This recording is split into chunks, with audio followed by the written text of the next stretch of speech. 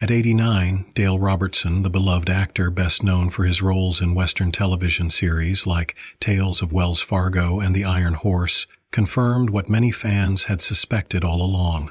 After decades of maintaining a certain image in the public eye, Robertson revealed significant truths about his career. So, what was the real story behind his Hollywood journey? Let's dive into his late confession. Minding his own business in the Army, stationed far from the glitz and glamour of Hollywood. Little did he know, a simple trip to get a portrait for his mother would push him into the world of fame, cowboys and horses. Robertson wasn't even trying to become an actor. He just wanted a nice photo. But fate had other plans. After stepping into a photo studio in California to take a portrait, the photographer was so impressed with how he looked that he decided to display the picture right in the studio window. This chance encounter led Robertson to his first movie role in 1948's The Boy with Green Hair. It was a small, uncredited part, but it was enough to kickstart his career. A year later, he found himself in the role of none other than Jesse James in Fighting Man of the Plains, 1949, a character that would put him on the map. His tough, charming presence in westerns made him an instant hit. Now, what's fascinating here is how Robertson became a Western star by accident. About 70% of the films he worked on were Westerns, where he got to show off his skills with horses and perform his own stunts. You've got to respect someone who's not just playing a cowboy, but living it out on screen. But Dale Robertson's journey didn't stop there. What happened after his rise in Westerns? How did he balance his career in movies and television? Stick around, because the twist to his story may surprise you. Dale's resemblance to Clark Gable, both in looks and voice, became a key factor in his early rise to fame. It wasn't just a casual comparison. People saw something in him that made them think of Gable's charisma and style. But to Robertson, not so much. He admitted he never could hear it, except once in a great while. Imagine being told that you sound like one of the most famous actors of all time, but you can't even hear it yourself. But here's the interesting twist. Robertson didn't just look like Gable. He shared something else with the Hollywood legend, an Oklahoma connection. Gable, who spent a lot of time in Tulsa, had a distinct Oklahoma drawl that made its way into his voice. And guess what? Dale Robertson had that same accent. So, it made sense that people noticed the similarity, even if Robertson himself didn't quite get it. So what does this really mean for Dale's career? Was he just riding on Gable's coattails? Or did his own talent shine through? Stay tuned. Robertson wasn't one to shy away from admitting that he wasn't exactly known for his thespian skills. In fact, he once joked, "Nobody's ever mistaken me for Ronald Colman." For those who don't know, Ronald Colman was a celebrated British actor, known for his impeccable acting style.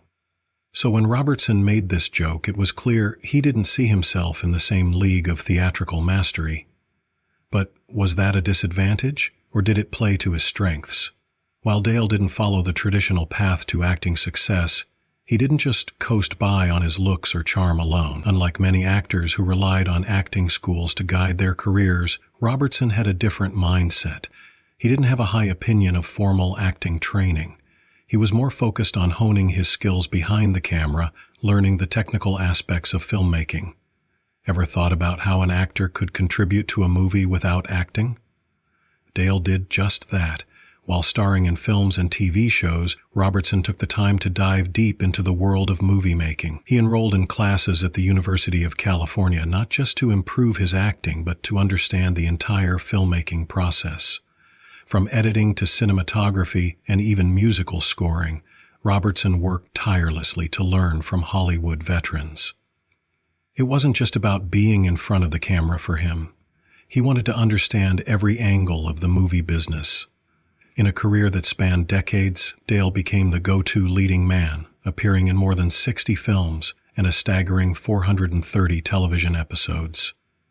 But what's really interesting is how he managed to carve out a place for himself as the quintessential Western hero. In the movies, Dale wasn't just another pretty face. He became the ruggedly handsome counterpart to some of the most glamorous leading ladies of the time: Betty Grable, Mitzi Gaynor, and Jean Crane, to name just a few. Can you imagine the chemistry on screen between him and these iconic actresses? It's a testament to his ability to hold his own in a world full of dazzling stars. But Dale's true legacy was built on television. While movies brought him fame, TV allowed him to shine week after week in roles that became fan favorites. One of his most memorable roles was as the tough, charismatic star of Tales of Wells Fargo. From 1957 to 1961, the show brought the wild, rough-and-tumble world of the Old West into living rooms across the country, with Dale front and center, drawing viewers in with every episode. Did you ever wonder what it was about those old westerns that still make them so captivating?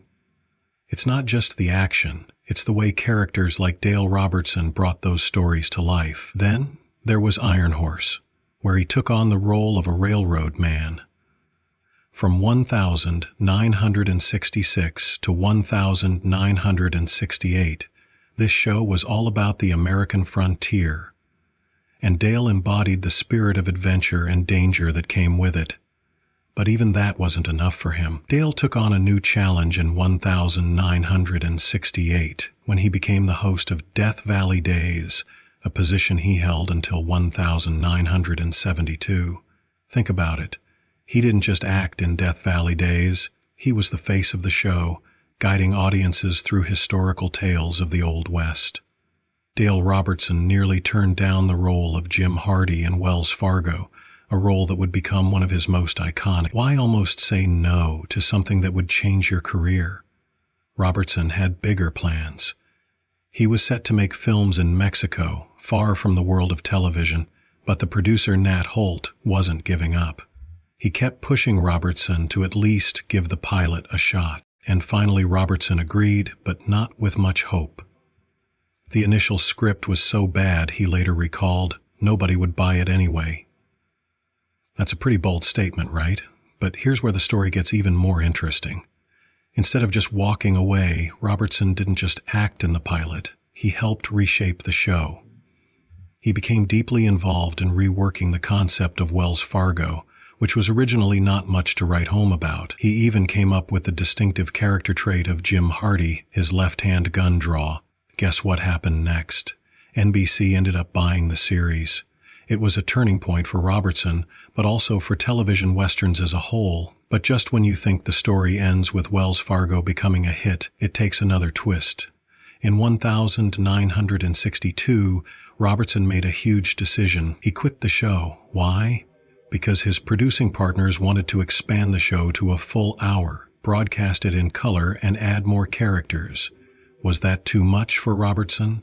It all sounds like an attempt to take Wells Fargo to the next level, but to Robertson, something feels off. He's been there from the start, helping shape the show into the gritty, fast-paced western it is. He knows what works. The tension, the suspense, the raw portrayal of life on the frontier. But now, with all these changes on the table, he can't help but wonder, is the essence of the show slipping away? In his mind, it's clear. The show was about simplicity, about the strength of the characters and the story, not flashy additions or a diluted format. Adding more characters might complicate the relationships that made the show so powerful. A full hour of runtime could drag things out, turning each episode into something less exciting, less intimate. The move to color, it might pull focus away from the emotional grit that black and white storytelling emphasized so well. Is this what the show had always been, or was it becoming something else entirely? At that moment, Robertson faces the question head-on. Stay and risk the show losing its soul, or leave and maintain the purity of what Wells Fargo had always represented. He could imagine a future where the series stretched on for seasons, growing bigger and more commercial, but in the process losing the core that made it so special to begin with. And that was something Robertson wasn't willing to sacrifice. So he made the tough decision to walk away from the show that made him a household name. While others are busy perfecting their craft, honing their acting techniques, Robertson isn't quite so focused on the traditional idea of acting. In fact, he refuses to even call himself an actor. He's something else entirely. So what does that mean? Let's take a closer look. Throughout his career, Robertson always described himself as a personality, not an actor. To him, there was a difference. A big one. He didn't see himself as someone who could completely transform into a character. No, for Dale, it was about something far more authentic, staying true to himself and letting his own unique personality shine through in every role. And you know who he admired most for this? John Wayne. Why? Because Wayne, much like Robertson, had a distinct way of being himself on screen. John Wayne wasn't the kind of actor who lost himself in the role. Instead, he brought his own essence into every character he portrayed. He didn't try to fit into a part, he made the part fit him. For Robertson, this was the key to success. An actor can change himself to fit a part, whereas a personality has to change the part to fit himself. Robertson explained in an interview back in 1988. This was his philosophy. A personality had to say things their own way, with their own flair, their own style. It was this raw authenticity that made Robertson stand out, and it's also why audiences were drawn to him. It's not just a philosophy about acting, it's a way of living. Robertson didn't just play roles, he owned them. Every time he appeared on screen, he wasn't pretending to be someone else. Instead, he brought his own charm, strength, and personality to the table. Viewers weren't just watching a character, they were watching Dale Robertson be himself in whatever role he was given. But was this approach a smart move, or did it limit him as an actor? Could he have achieved even greater success if he had conformed more to traditional acting techniques? The more you think about it, the more fascinating it becomes. Could Robertson's personality-first mindset have been the thing that made him unforgettable?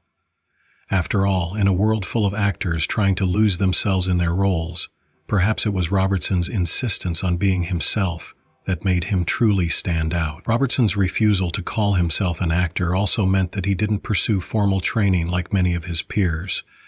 He didn't believe he needed to learn techniques that would take away from his natural charm.